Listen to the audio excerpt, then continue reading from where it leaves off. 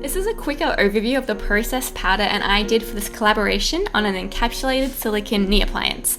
First of all, we put a cling film layer over my knee and roughly traced out the shape and size that would fit well, then mapped it out the same size and shape on our sculpting tile.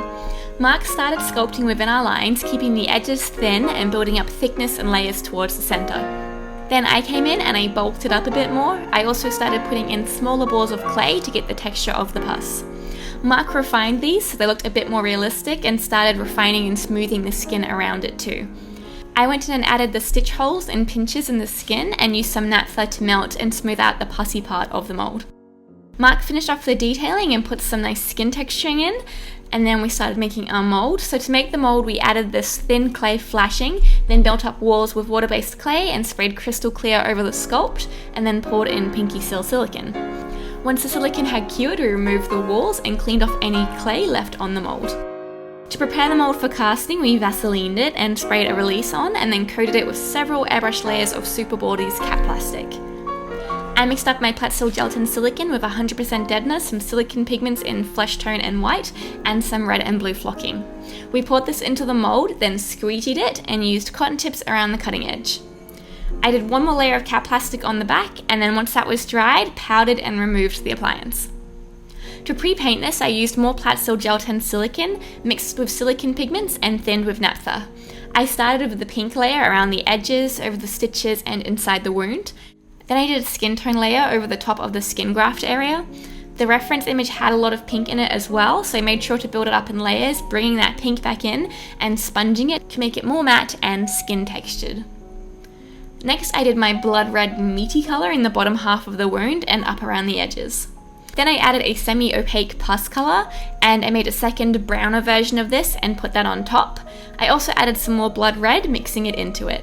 Then I did one more yellow layer and one more brown layer, and I mixed up a new color, a more transparent whiter pus color, and I put this over everything.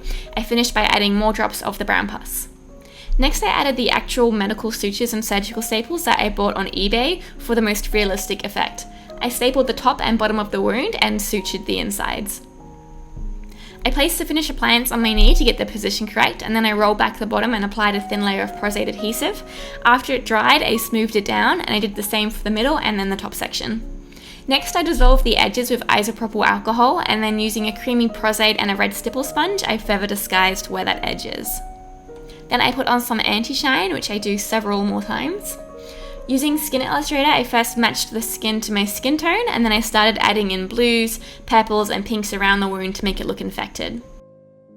I added Fleet Street scab blood inside the wound, and then Fleet Street dark blood messily around the outside of the wound, letting it dry slightly, and then I removed most of the blood to just leave the smears and traces of blood. And to finish it, I added KY jelly over the pus to make it look wetter. This is the finished piece. I did have a bit of a play with it. I enjoyed suturing it up and then removing the sutures and staples just to be a bit gross.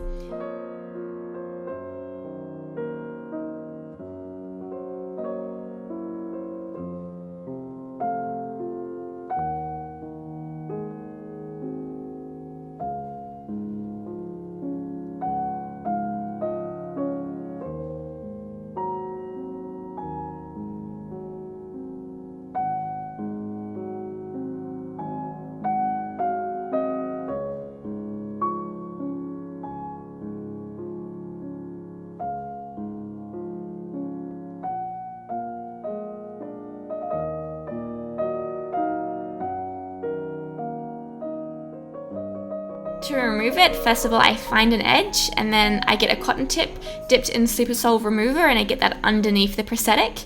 Afterwards that, I move on to Super Solve on a cotton pad to remove the larger parts of the prosthetic, and then also use Super Solve on a cotton pad to remove any adhesive residue left on my skin.